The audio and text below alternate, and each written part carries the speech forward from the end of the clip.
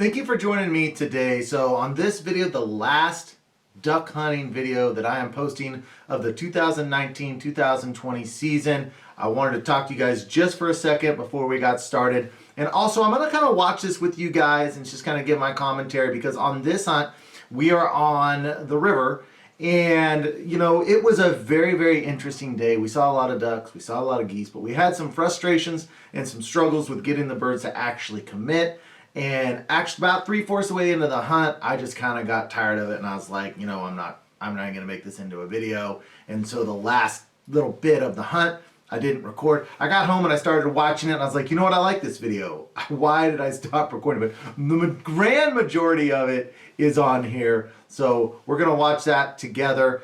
I want to thank you guys so much for watching my videos this season. This is season number 5 for FDH, and man, it has been a very fun ride. If you want bonus content, hunts you haven't seen, and just a little bit of extra, go over to patreon.com. I'll put that link in the description as well. And there's all sorts of extra FDH footage that you can watch to keep you going from now until the start of next season.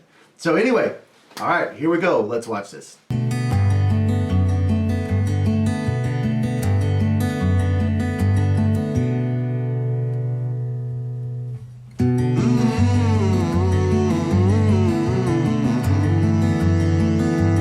When you get to the heart of it, we're really just little boys playing in the snow.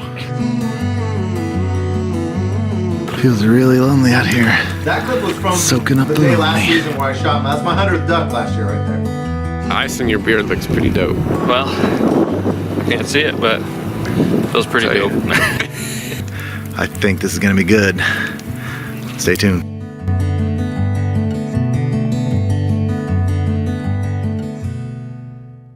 Well guys, here we are. It is the last weekend of waterfowl season. We've got some birds today. I think this is gonna be a good one too. We are putting on the river today. It's myself, good old Golden Boy, and Jordan, my partner on the Duck Gun podcast. If you have not listened to the Duck Gun podcast, man, every single week we're putting out content, waterfowl. So make sure and check that out. I'll put a link in the description. Where are you going?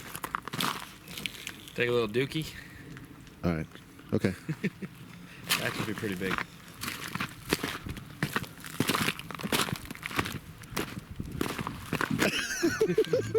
Is this far enough away? Oh, I just want to document it. Well, we got a bunch of stuff today. We got a lot of stuff. I don't know how many dozen decoys we got. We got the A-frame. We'll see. There it goes. All right, you should be good. Well, we got a little surprise. We're hunting with a guy named Jimmy. So we ran him out here and we beat him by about 10 minutes. Not in the boat ride, though. No, he crushed us in the boat ride. We were going like turtles. Well, we got a couple minutes, a couple hours till shooting time. It's a new day. Things are gonna change. It's a new day. Things are gonna change. It's a new day. Things are gonna change. It's a new day. Things are gonna change.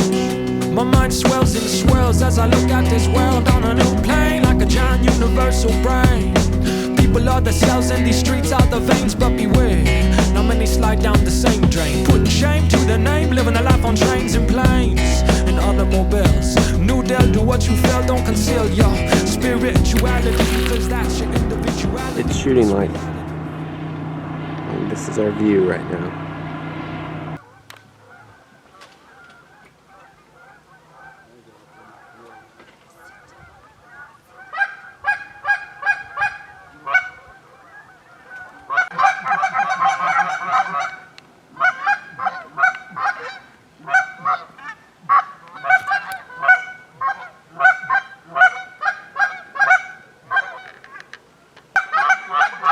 This was just right off the bat. I mean, right at shooting time, the geese were working.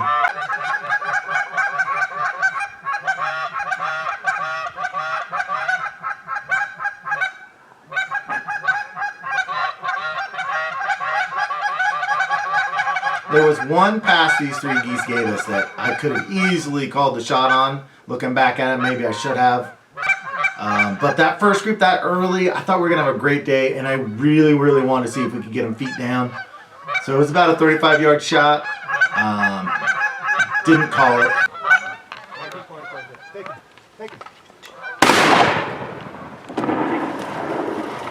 Jordan and Jimbo split on that duck. I didn't even pull the trigger on There, it. we got one. Right in the pocket. That was really the first opportunity of duck that we had all day. So we really, after that, we thought it was going to be a fantastic day because Yep. 1 for 1 as far as having the opportunity to decoy ducks, and that one did it. Is there any way you could hop up on the bank and go and move the boat back into that channel just a little bit? This river is really shallow and really sandy. We were just down in these trees, and we thought our cover was good enough. We really, really did.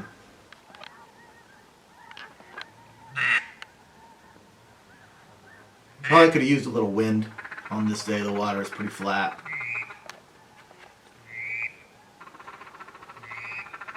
And I had the motion decoys with me, but you know, with as big a spread as we had out, it really didn't do a whole lot. The motion duck spreader system.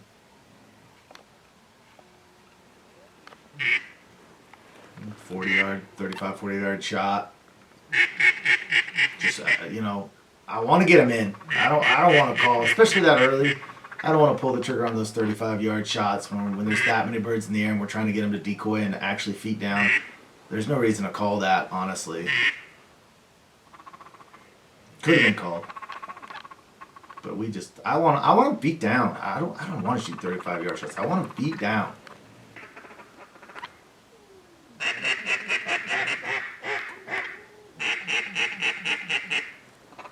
They're landing everywhere but in our decoys.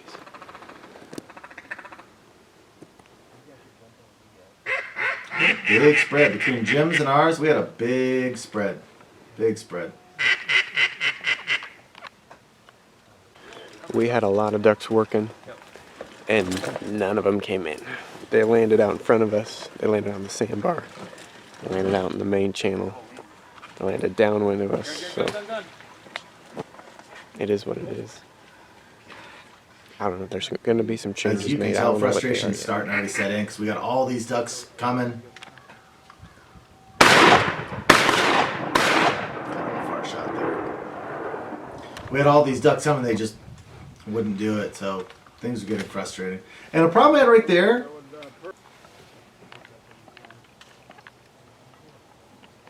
That was a good decoy. And I'm standing right out in the decoys.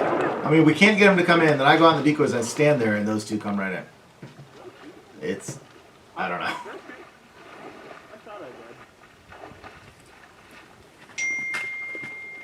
Come on, Chief. What are you doing?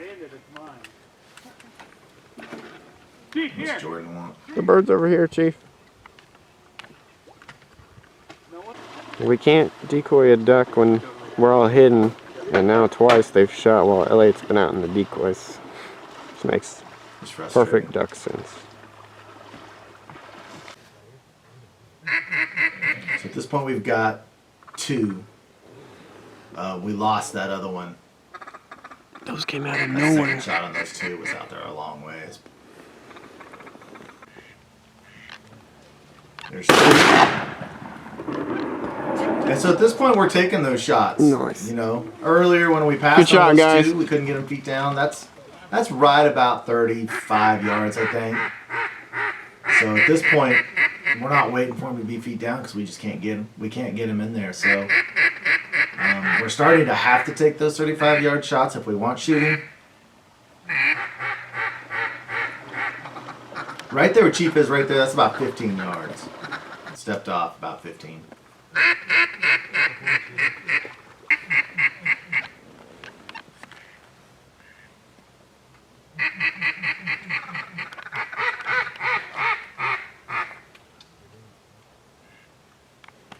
And that right there was very typical of what we saw a lot.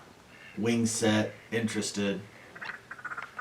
Ultimately, I think it was our hide and the lack of movement on the water. Those 2 things.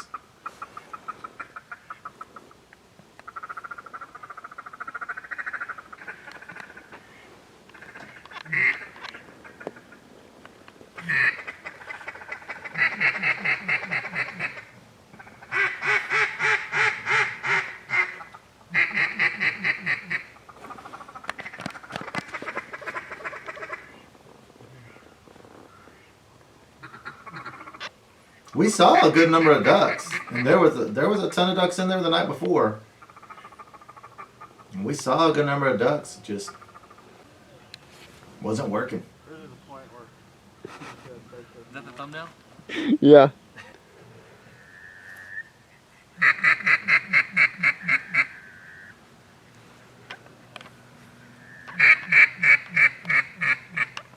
And we started off with a spinner this day, but the batteries went dead right off the bat, so we were spinnerless. I had a spinner with a remote on it that we were going to try to use. The batteries just went dead on us, so it'd been interesting to see what difference that would have made too.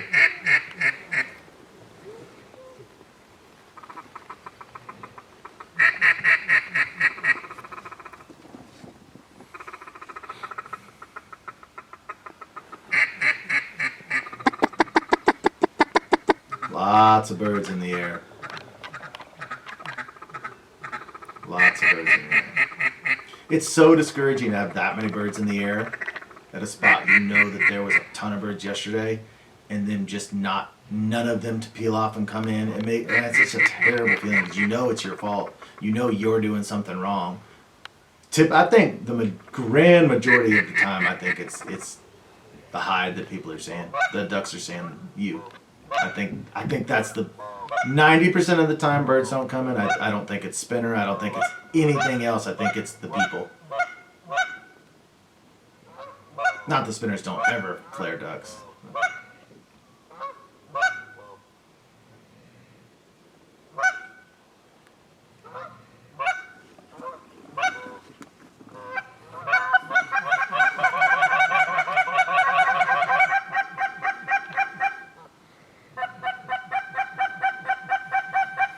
I'm guessing that's about 45 yards right there, is my guess. Now, I'm gonna pause it just for a second. Now, those of you that are anti-water swatting, okay, let me just say right now that we had 3 guns going at that time. If all 3 of us at that moment had unloaded into that goose at the same time on the water, he would have been dead. That's what would have taken place in my experience with water swatting, is we would have killed that goose. So let's watch now and see what happens.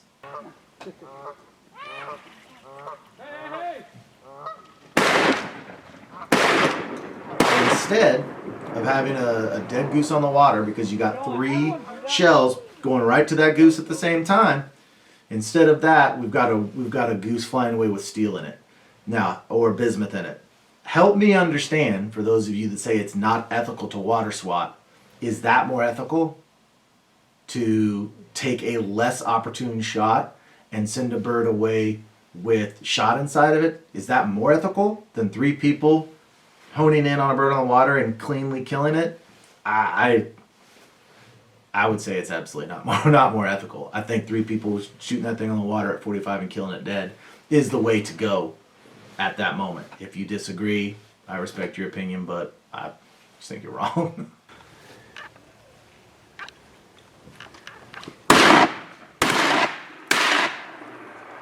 This was a pretty far shot as well. Our shot selection was really starting to stretch. Now this bird died. It went out there and dropped. It wasn't completely dead when it dropped, but that shot was certainly questionable, and I pulled it. That's probably the longest shot I've pulled the trigger on this season. I actually counted that one for my limit.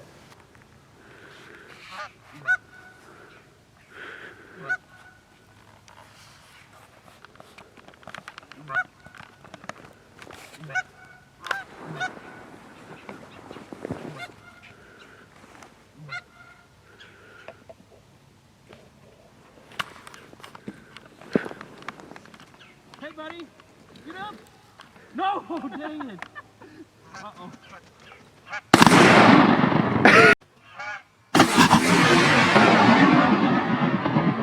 Keyboard warriors, hold on. Now, I understand when a dog breaks out into the decoys, you've got to be very, very careful. It can be a dangerous situation.